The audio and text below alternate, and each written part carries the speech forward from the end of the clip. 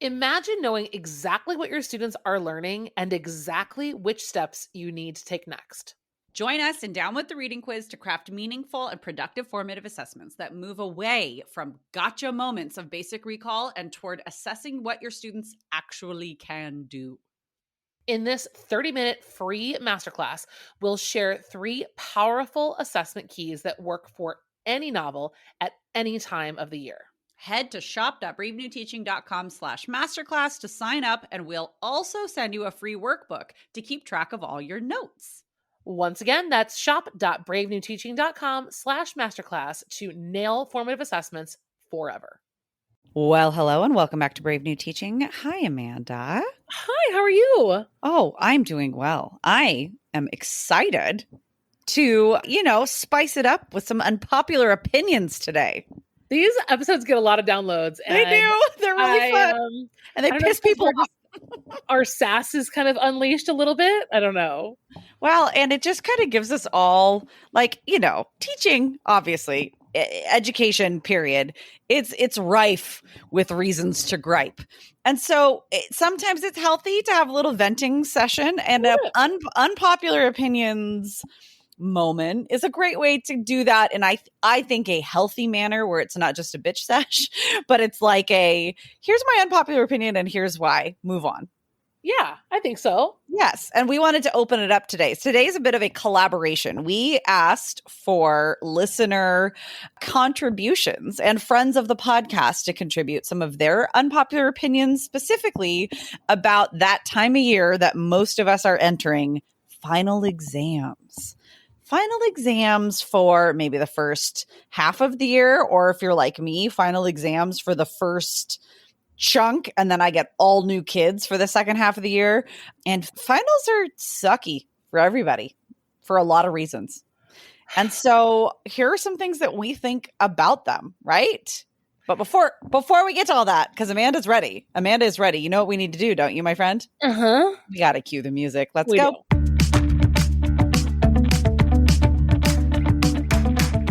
You're listening to Brave New Teaching, and we are so much more than a podcast. We give teachers the inspiration, support, and tools to challenge the status quo. I'm Amanda, and I'm a former English teacher from Illinois. And I'm Marie, and I'm a teacher from Southern California. Join us at bravenewteaching.com to find out more about our courses, festivals, and get every episode's show notes. We're so glad you're here. Enjoy the show.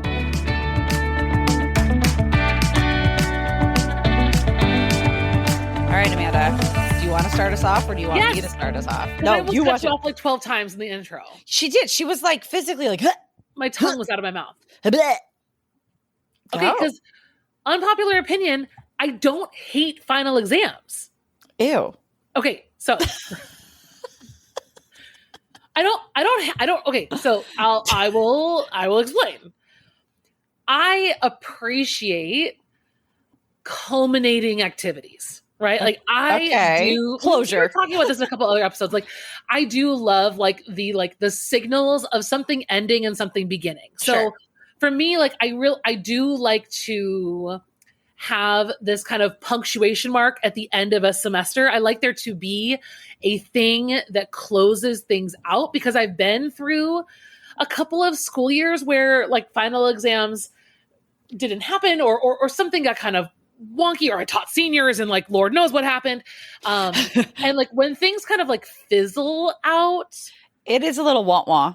It is a little wah-wah, especially after spending all that time together. And like, okay, so of course the caveat to that is the quality of the final exam needs to be what we look at, right? Yeah. Because I think that final exams, as they have been for so many years, fact recall kinds of multiple choice nonsense, huge problem. But I will say that's my unpopular opinion caveat is I do like leading up to something. Sure.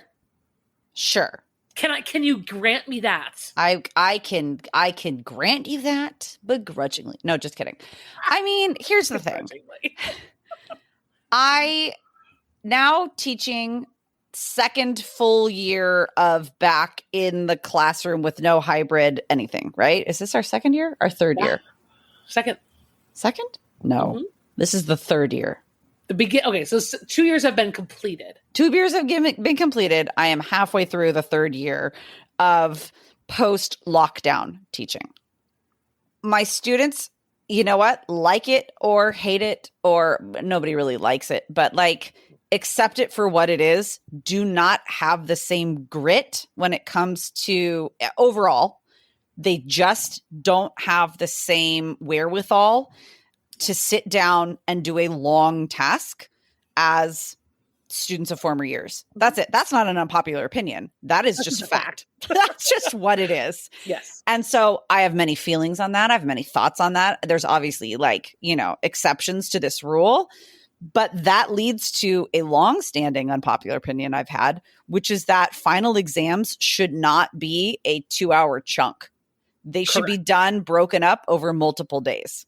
Amen. If we want a true test of students' learning, then it should be done in a way where they can perform to the best of their ability. And, well, what about college? Right? They're not in college. They're in high school. What about jobs? Every job I've had has had different, those are all fallacies. Those arguments are all fallacies. They don't work. They're not a thing. And it's the year 2023. The world has changed in many ways since you and I were in school, and since a lot of the whatabouts were in school. So let's just accept the kids where they are and where they're coming from, and give them ways to access assessment, and also the ability and the, what am I trying to say? I want them to know that they can change the way that things work, because this is their world too. So if we change the way that things work for them, they can adapt to change the world for the next generation as well. And that's okay. It's not going soft. It's not going easy on people, because it's still testing what they've learned if we do so in a professional sense. But it doesn't have to be over a 2-hour sitting down class period. What about the AP test? I don't teach AP kids.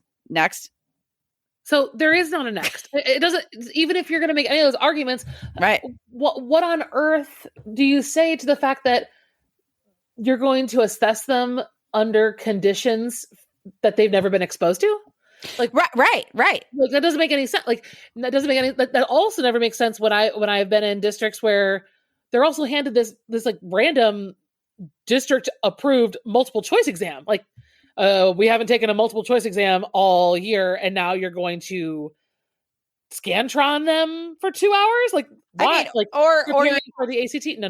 Right. No. Or you have. Fine. Maybe it's something that you've been doing all along the way. No. Does it all have to be in one sitting? No. Does it all have to? Is that really how we're going to get everybody's best performance? Is that how you're really going to find out from all these different modalities how a student, what they have learned and how they have grown? No, it's not. Why? Because I would bomb that test, and I know a lot of things. Right. No, it's a whole bunch of no's. And I'm glad that you brought this up, because I know, and this is where the griping part comes in, because I know a lot of you, and I empathize with you so hard, are in situations where this is not up for discussion. I know. And it's what you've been handed, and it's what you're expected. In some of the cases of teachers that I've coached, it's also connected to their job prospect for next year. Ridiculous. It is nonsense. And I'm very sorry. Like, sincerely, I am sorry for that experience. Like, that's got to be really hard. And we're here to be loud and obnoxious and helpful and proactive in helping change that. But we have to keep passing these episodes along. We have to keep the conversation going, because your admin's going to start running out of excuses to do this kind of crap to you. Okay. Like, they can't, like, none of this is research based. None of this is best practice. None of it. Absolutely none of it. So we're also here to back you up. And if nothing else, if there is no getting out of it for you, for your district, at least know that, like, we know, you're right. Yeah. And that might be like, that might be all you need right now. Like, you're right. This is terrible. But yeah, unpopular opinion for me, like, give them multiple tasks on multiple days. What's the big deal? Right. And yeah, we're going to do an extended episode of you and me for happy hour, because I have other things of like, and here's what to do in that 2-hour final period. Because my next unpopular opinion, spoiler alert, is keep the final period. Keep a long class period for a final day without a final in it. Cha-cha-cha-cha. Teaser. What a teaser. Yeah. Okay, so mine, I will elaborate more on mine in happy hour as well. But mine is like, okay, so Maria said unpopular opinion, sitting for a long exam time. Okay, no bueno. My unpopular opinion is it also shouldn't be used for an essay. So a lot of schools have moved away, right? They've moved away from maybe this traditional type of standardized Scantron exam situation, and they've said, okay, well, we're going to do an essay. Okay, well, again, unpopular opinion, I think that's a real bad plan. I think a timed, lengthy essay where students are doing some kind of cumulative anything is a really rough way to actually assess what they know. Mm-hmm. Now, do I think timed writing is a good option? Oh, yeah. Oh, I think timed writing is great. Oh, yeah, don't you know? Oh, yeah. We have that more in happy hour. But when it comes to a final exam, to me, like, and I talked about this when I said, like, I actually like finals. I really want to see the big thinking come full circle. So like there absolutely has to be space. And sometimes I'm with you too. I like having the extra time because I'm used to a 50-minute period. So having a 2-hour or even having my 90 minutes is a big deal in terms of, like I said, like coming full circle on some ideas. So for me, in my dream scenario, if you've taken my course the first 10 days or you've listened to the podcast about back to school, I am Socratic seminaring with students within the first 3 days of school. Socratic seminar right out the gate. We'll probably do it another couple of times during the semester. Mm-hmm. We're talking about the year-long EQ. I want that full exam period to talk about the EQ, looking back on all of the things we've learned, all the poems that we've read, the novels we've looked at, the independent reading they've done. Everything is now on the table. And my kids are completely different humans at this stage in the semester. Totally. And I never would want to give up that moment to like recognize, okay, we're going to actually put the walls up and say like, we're in this moment in time. We are present. We are here. It is December 15th. It's December 20, whatever. I am a different person. I know different things than I did 4 months ago. I have grown. And like the space for them to explore that is not going to happen in an essay the way that it can happen in projects and seminars. Yeah. Well, not the way also that you structure your class and the way that your craft works, which is so much more in discussion and listening and speaking and collaboration, where, I mean, it might work for others, sure. But like for you, for your classroom, they got to come together and be able to recognize and process those things. Yeah. Yes. Absolutely. And there's and the way that we've done it too, a lot of times I've seen too, like the essay is going to be on like whatever the last unit was. Well, that's not even a final exam. That's just a summative of the unit. Yeah. So like do your essay on your like finish that. Sure. But then like, talk about it. Yeah. Think about what does cumulative look like? What does, a midpoint exam actually look like? That's a much more important conversation to have around final exams. I agree. All right, friends. Coming up, we're going to have quite a few other unpopular opinions by some brave new teachers out in the wild. We'll be back. It is time for us to talk about gifts. Yes, gifting. Gifting, my friends, is not my love language. And so for this section of today's podcast, I wanted to share with you some gifts that I really want, and then a couple of gifts that I plan on giving this time of year. This is, the new year for us over at Brave New Teaching. This means Marie and I are gifting and thanking the people who work with us.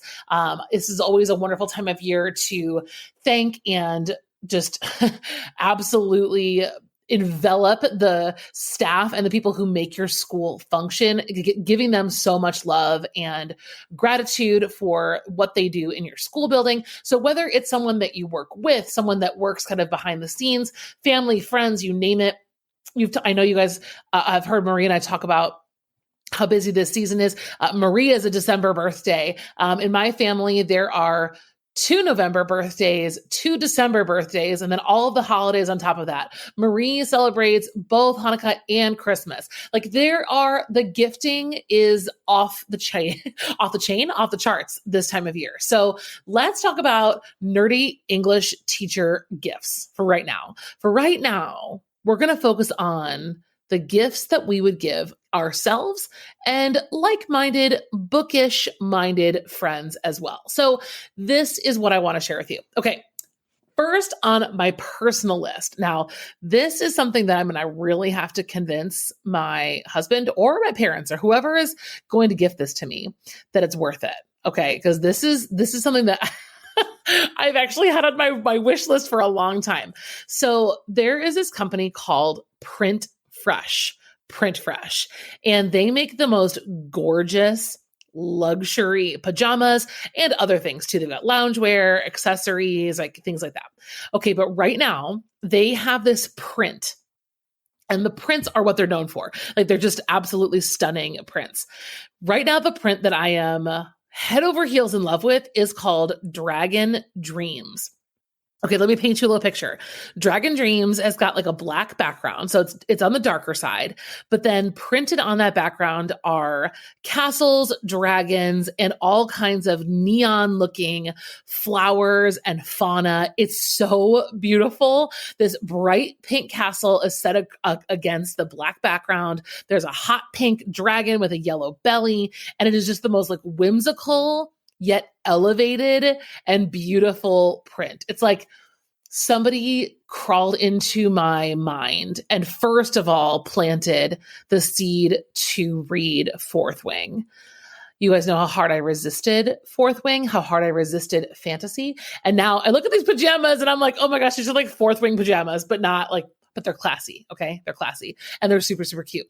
I want the Dragon Dreams quilted Sherpa poncho, and I never want to leave my couch again. So, link will be for you in the show notes if you want to take a look at it. But let me tell you, when you probably know when you hear quilted Sherpa poncho, you know what I mean. You fluff with a hood without the annoyance of like robes are so stupid, right? Like I hate tying them and they come untied and whatever. No, poncho, lay it on me. Okay, so that's something that I'm asking for. Another thing that I'm asking for is a new book club subscription, which I really shouldn't. But there is we've talked about it on the podcast a couple of times, but there's this awesome book club subscription called Once Upon a Book Club. And I want to try them out. This is not sponsored by them at all. This is just me wanting to try. And every month they send you a book, and in the box, they also send you gifts that you open when you get to certain pages in the book. So they're themed to match the story while you're reading it. And I just think that that's such a cute concept. They're a small business, and I love supporting small businesses. I love to read. And the idea of getting little gifts along the way as I'm reading is adorable.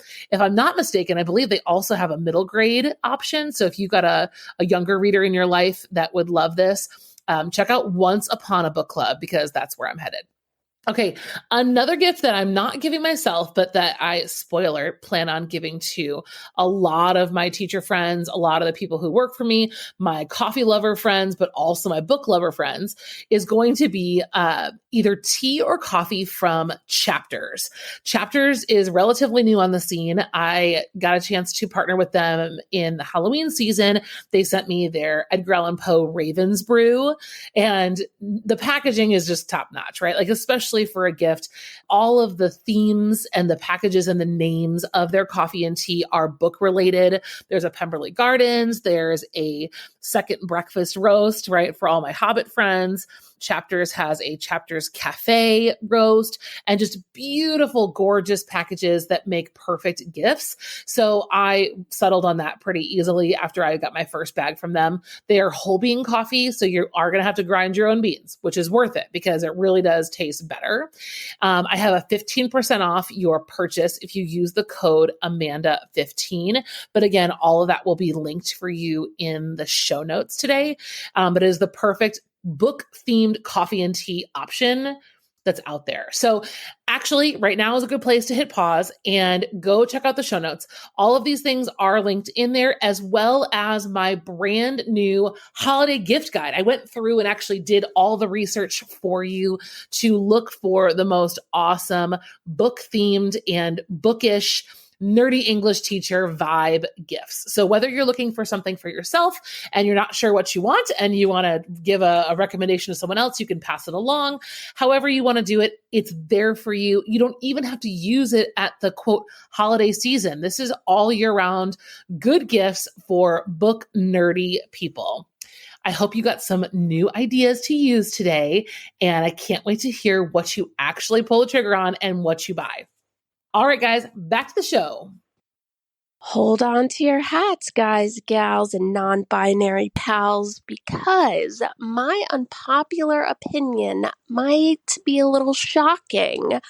My name is Krista from @Whimsy and Rigor. I teach middle school language arts, and my unpopular opinion about final exams is, does it have to be an exam? What if students did a massive reflection instead of a sit-down traditional exam? Maybe they have to go through all of the projects that they did during the first semester with you. They have to reflect on their process. They have to reflect on the product. Maybe they have to give a little advice for students who are going to do this project next year. Maybe they want to add a little note where they tell their parents, where they tell their teacher some of their thoughts and their reactions and their ideas about this project. What if we ditch that traditional exam and instead make it into a reflection? Or if your school is like, you have to do some kind of assessment, what if it's like a really cool, authentic project that acts as their final exam, where they have to use all of those amazing things that you taught them throughout the semester? Maybe it's a podcast. Maybe it's a movie review. Maybe it's a long, short story. In my classroom, students write full on 6,000 plus word novels. Yes, that is what I use as a final exam in my middle school classroom. Students spend the month of November writing a novel. They spend the beginning of December revising and editing that novel. And that is what I use as their final exam grade, because they are using all of those grammar skills, all of those writing skills in that novel because they care deeply about the story that they're telling. They're invested in their writing and they want it to make sense for their reader. Further, because they are acting as a writer with something to say and they're writing to an authentic audience, they're using all of the reading skills, all the reading strategies that I've also taught them throughout the semester, because they are writing as a reader. And they are trying to appeal to their readers in a way that is engaging and exciting. And if that is not an authentic project for a language arts classroom, I literally don't know what is. So I hope one of these ideas, either the big reflection or the authentic project, has inspired you to ditch that traditional exam and make it something that students are actually into doing and will probably produce their best work, because it's an incredible project. All right, teachers, you do you. Make sure you check me out on Instagram @Whimsy and Rigor. Have an amazing day. My name is Shannon, and I'm a high school teacher from Southern California. My hot take is that I am not a fan of final exams. In my mind, all they measure is how well a student can perform while being stressed and exhausted. They don't give me an accurate metric about what my kids know and can do. And if I want accuracy, it's important that I measure their skills and their application of those skills over time. Further, we are asking students to be okay with a one and done judgment. I cannot think of anything less motivating in the educational environment. Doesn't research show, too, that real learning occurs through social interaction, conceptual frameworks, metacognition, and leveraging preconceptions and misconceptions and funds of knowledge? So how do final exams enrich the educational experience and the way that people learn? The answer is that they don't. And if final exams don't benefit students, then who are they for? They're for teachers. And that's not right. Hot take.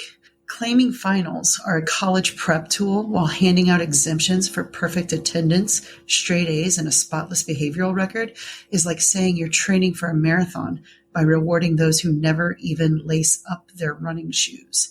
It's less about preparation and more about patting the back of the already cushioned.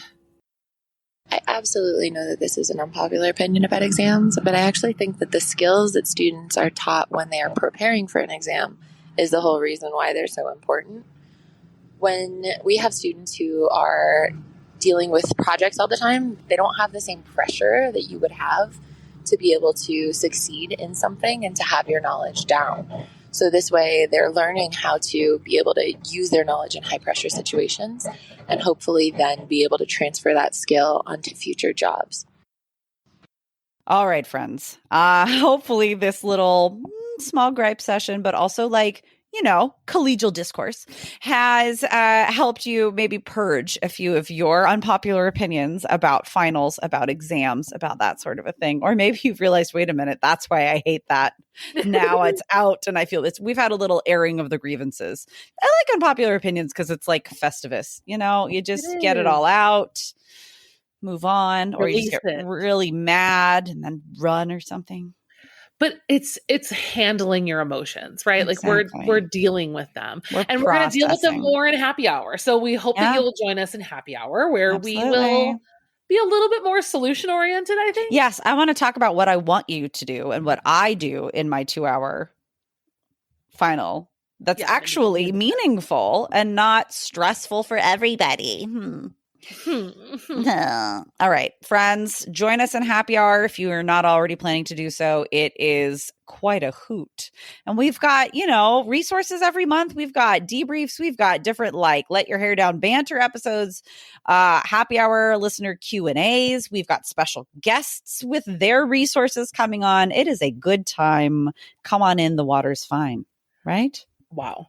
And the price is going up in the next year. So lock it in, baby. All right. That's how my daughter would say it. Okay, baby. Friends, thank you for joining us. We appreciate you and your time. We hope you have a wonderful day at school, and we will see you next time. Bye. Bye. Thanks again for listening to Brave New Teaching. We'd love to keep the conversation going over on Instagram. And while you're there, check out the links in our bio for the most up-to-date events going on in the Brave New Teaching community. Thanks for being here and have a great week at school.